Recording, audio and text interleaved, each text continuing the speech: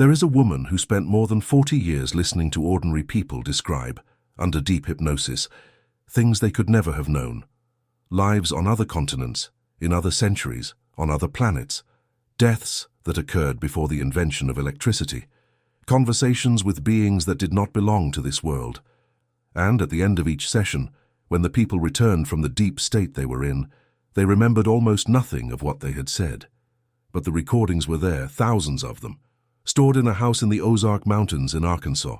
The name of this woman was Dolores Cannon, and what she claimed to have discovered about what exists on the other side of death is at the same time one of the most uncomfortable and most fascinating stories of the last century. Because, according to her, death is not the end, and even more disturbing, according to her, you have already died many times before. It is just that you have forgotten. Before becoming this name that today appears in millions of videos, books, and conferences around the world, Dolores was an absolutely ordinary woman.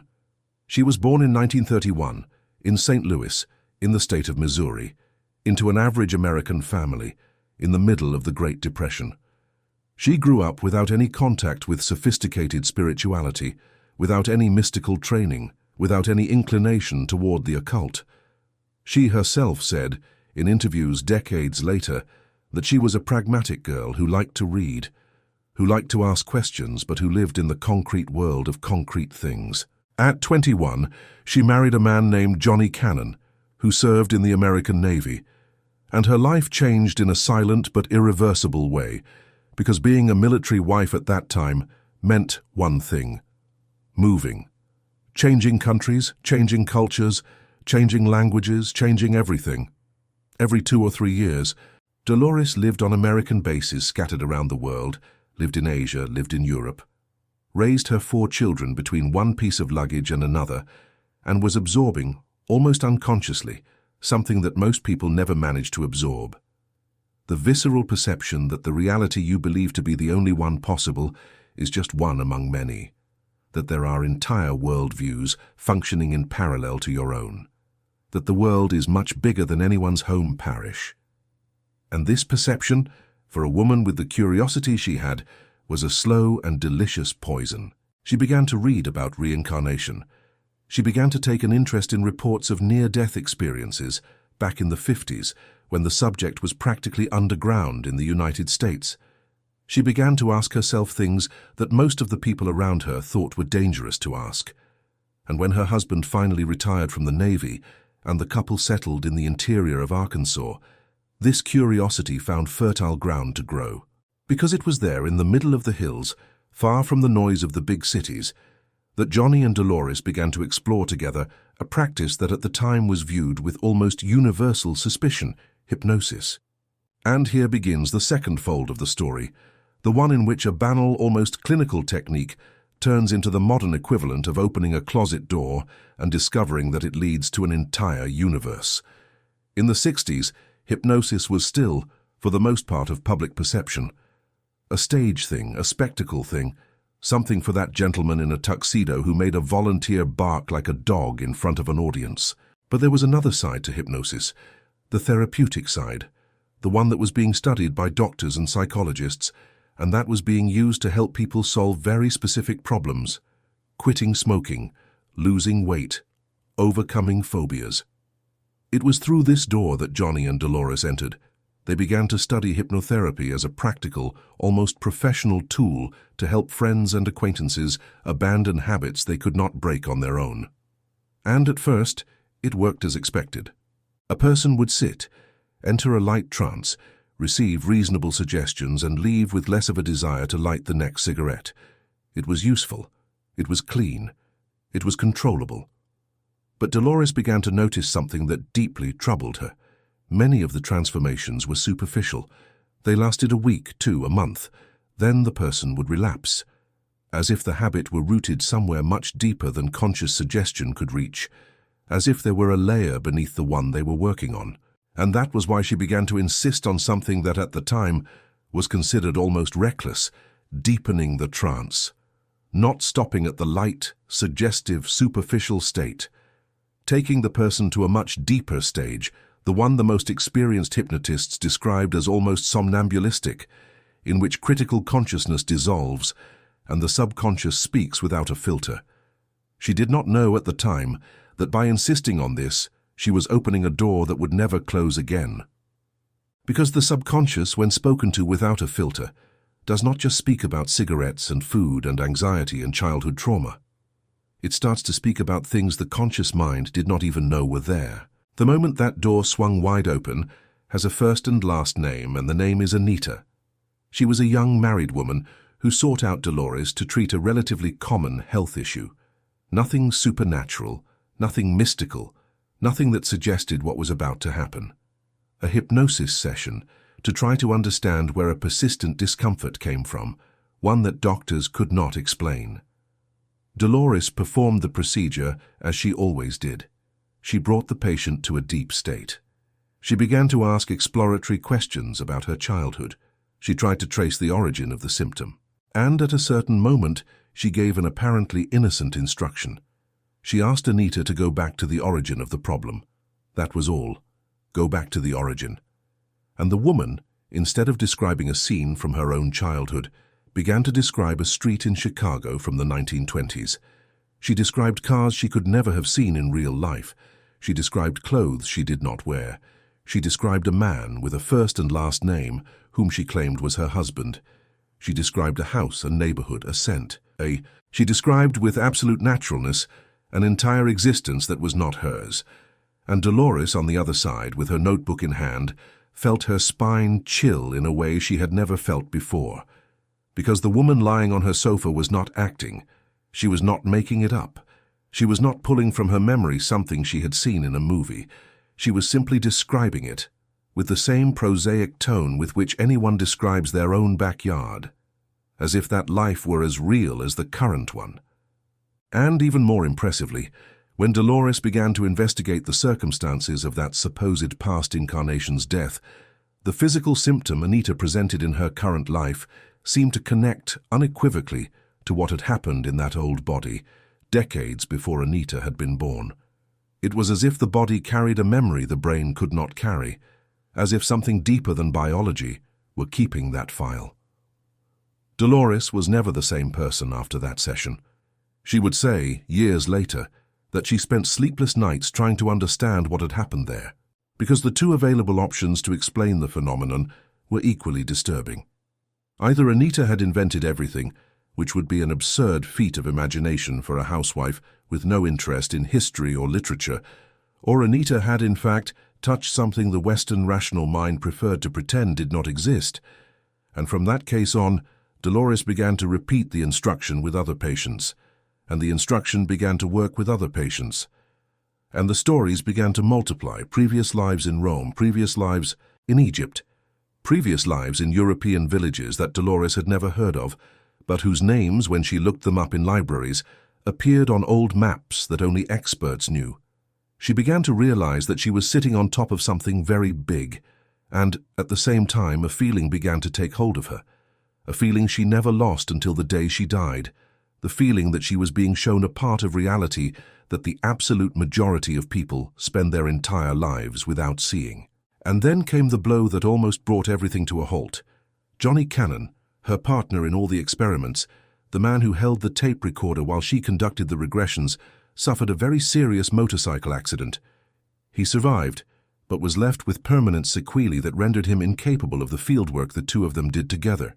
And overnight, Dolores found herself alone in a house in the interior of Arkansas, with a family to raise, a husband who needed care, bills to pay, and a pile of cassette tapes full of recordings that no one else in the world would take seriously if she tried to share them.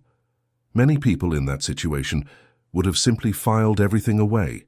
They would have put the tapes in a box, stored them in the attic, and returned to the practical life that reality was demanding. She did not do that. She did the opposite. She spent years caring for her husband, raising her children, keeping the family afloat, and when she finally had room to breathe again, decades later, she returned to the tapes. She returned to the method. She returned to the research. And, now alone, without a partner, without support, without almost anyone to mirror, she began to refine what she had started in the 60s until she created a method of her own, which she called Quantum Healing Hypnosis Technique, or QHHT. The technique combined two elements that, until then, no one had combined in that way. On one side, past life regression, that same methodology that had appeared with Anita. On the other side, and this was the truly new element, a direct dialogue with what Dolores began to call the subconscious with a capital S. Not the subconscious in the Freudian sense, the repository of repressed memories and unconfessable desires, but something she described as a higher intelligence, present in every person, capable of accessing information that the conscious mind would never have a way of knowing. She said that by taking the patient into the deepest state of trance, it was possible to ask this layer to speak, and, when it took the floor, the tone of voice changed, the cadence changed. The person would begin to answer questions about their own life in the third person, as if they were watching a movie about another individual. They would begin to explain why a certain physical problem existed. They would begin, often, to make the problem disappear right there in the middle of the session, through a kind of reorganization that Dolores never had a way to explain in biological terms. The stories she told about spontaneous healings within QHHT are so many that they became, at the same time, the main reason for the technique's success and the main target of critics who accused all of it of being a placebo, suggestion, and narrative effect. But what no one can deny is that the technique spread, and it spread in a way that few alternative methodologies managed to at the end of the 20th century. It was around this phase, with the technique already mature and with hundreds, then thousands of accumulated sessions, that the reports began to move further and further away from what anyone could expect. Because at first, most of the regressions returned to what could be called humanly expected: lives in previous centuries, existences in other cultures, deaths from diseases typical of the historical periods described. But, as the years went by, a new pattern began to emerge from the recordings. People in a deep trance. They began to describe existences that did not happen on Earth. They described bodies that were not human. They described worlds with 2 suns, with 3 moons, with green or violet atmospheres. They described societies organized in ways that did not seem to echo any known earthly society. They described, often while crying, the feeling of being far from home, of fulfilling some sort of mission, of being in that human body by choice and not by accident. And it was from these accounts, repeated by people from different countries, different cultures, different languages, without any contact with each other, that Dolores began to formulate what would become perhaps the most controversial and viral idea of her work: the theory of the 3 waves of volunteers. The idea, summarized as directly as possible, is that there is a significant number of souls who volunteered to come to Earth in a very specific period of the planet's history, with the goal of helping humanity go through what Dolores called a transition of consciousness. The first wave would be composed of older souls, who would have incarnated shortly after the Second World War, and who would tend to feel deeply displaced in this world, often struggling with depression and an insistent feeling that they were in the wrong place. The second wave would have come decades later, and would be composed of souls with an even higher vibration, who would act almost like antennas, altering the environment around them simply by their presence. And the third wave would be composed of children, those whom she and other authors of the same line called crystal or indigo, or a dozen other names that gained popularity in contemporary spiritualist circles. According to Dolores, these children would have arrived with their internal structure already ready to operate, at a frequency that adults would have to spend their lives trying to reach, and, to the despair of skeptics, to the relief of millions of readers, this narrative made sense to an immense number of people, because people recognized themselves in it. They recognized themselves in the feeling of not belonging. They recognized themselves in the excessive sensitivity. They recognized themselves in the existential fatigue that often defies diagnosis. And more than that, they recognized themselves in the intuition, silent and insistent, that the life they were living was a chapter within something much greater. Dolores herself always repeated that she was not inventing anything, that she was only recording what people told in a trance, that her method was in the end a method of listening. But what she heard completely changed the understanding she had of death, of life, and of everything that exists in between. She said she was no longer afraid. She said that, after thousands of sessions describing the moment of passing, one thing had become clear to her. Death is not experienced, in almost all of the accounts, as a traumatic event. It is experienced as a liberation, as a rising from a body that was starting to feel tight, as a return to a place that, deep down, was already known. And if the descriptions were taken literally, there would be an intermediate plane, a space between incarnations in which each soul would do a sort of review of what it had lived, would meet other souls with whom it had commitments, would plan the next existence with a clarity that the incarnated mind cannot sustain for long. It is from this repository of convergent narratives gathered over decades that the totality of what she said she had learned about the beyond comes from. None of this, however, would have reached the scale it did if Dolores had not made a decision that at first seemed unnecessary, but which proved to be the turning point of her work. She decided to write, and when the manuscripts began to knock on the doors of conventional publishers, she received, one after the other, a sequence of rejections that would have discouraged any author. Publishers didn't know where to fit that material. It wasn't self-help in the classic sense. It wasn't fiction. It wasn't established religion. It wasn't accepted science. It was a hybrid object, difficult to sell, difficult to catalogue, difficult to defend publicly. And instead of bending the format to fit onto existing shelves, Dolores made a decision that would define the rest of her career. She founded her own publishing company. She called it Ozark Mountain Publishing, naming it after the mountains where she lived. And from then on, she began to release her own books. The first of them, about the recordings she had made with patients who described what she interpreted as memories of the prophecies of Nostradamus, caught the attention of a specific, curious, and persistent audience. Then came the books about alleged contacts with extraterrestrial beings, about the spiritual origin of humanity, about the journeys of souls between incarnations. And when the Convoluted Universe series came, that set of dense, almost encyclopedic volumes, filled with edited transcripts of the sessions, her work solidified itself as one of the most voluminous bodies of material ever produced by a single author in that branch. Translations followed, international invitations followed. Readers from dozens of countries wrote to express their gratitude. Fierce criticisms also followed, accusations of charlatanism, comparisons to phenomena of collective suggestion and false memories. She never dedicated much time to responding to these criticisms. She preferred to say that the method spoke for itself, that the people who underwent a session would draw their own conclusions, and that in the end each reader would have the freedom to believe or not. What Dolores built, looking from the outside, was less of a cult and more of an ecosystem of readers, practitioners, students, therapists, the curious, skeptics who returned less skeptical, and believers who became more radical.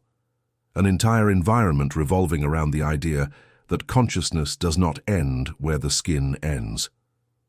And for better or worse, she managed to popularize, for millions of people who never would have opened an academic book on reincarnation or ufology, themes that were previously confined to very specific niches of alternative culture.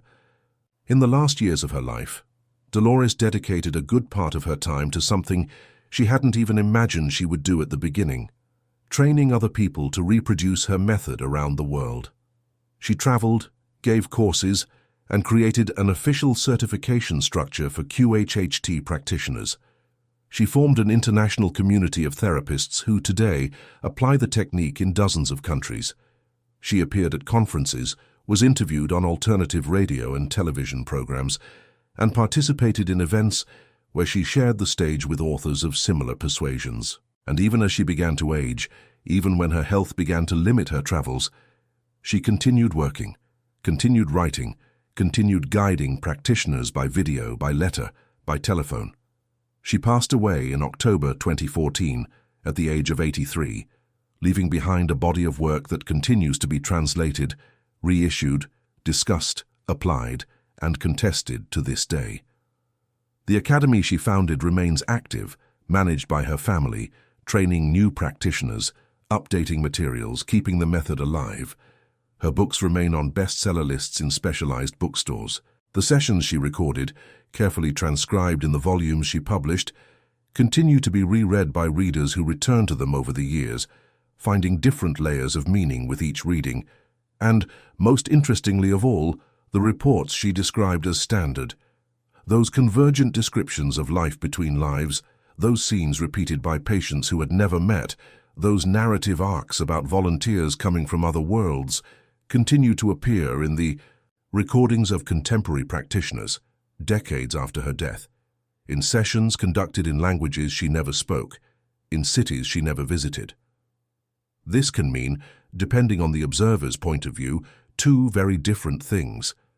It can mean that her methodology creates in and of itself a narrative script so powerful that patients end up filling the trance with that script without realizing it.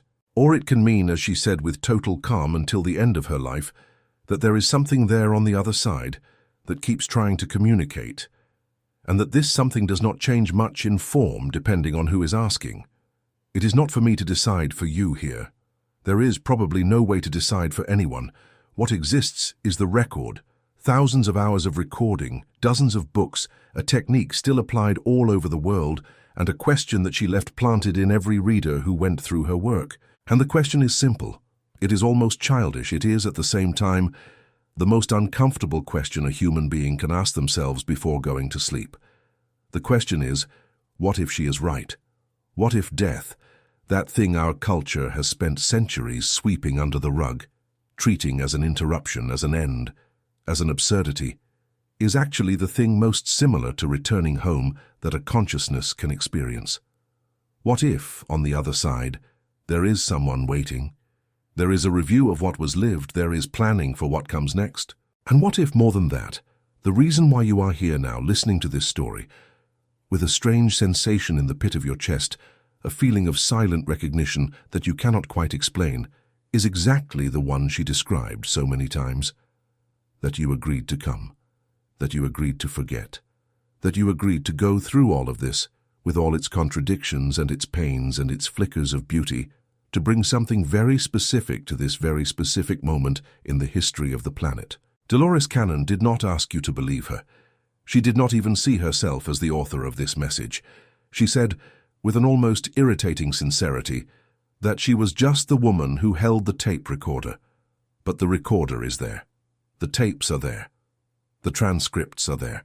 And if one day you enter a QHHT session, or any other serious method of accessing deep trance, you might end up discovering to your own astonishment that there is a part of you that knows much more than your conscious mind would ever admit in a normal conversation. And it is precisely about this part, this quiet layer, this presence behind the eyes, that she spent the last 40 years of her life trying to write. Not because she wanted to found a religion, not because she wanted to sell books, but because, as she herself said, once you see what she claimed to have seen, it becomes impossible to pretend that you didn't. And now you have heard the story too. You can close this tab, follow your routine, forget what was said here by the end of the week. Or you can carry this question with you for a while, let it work in the background, observe what it stirs.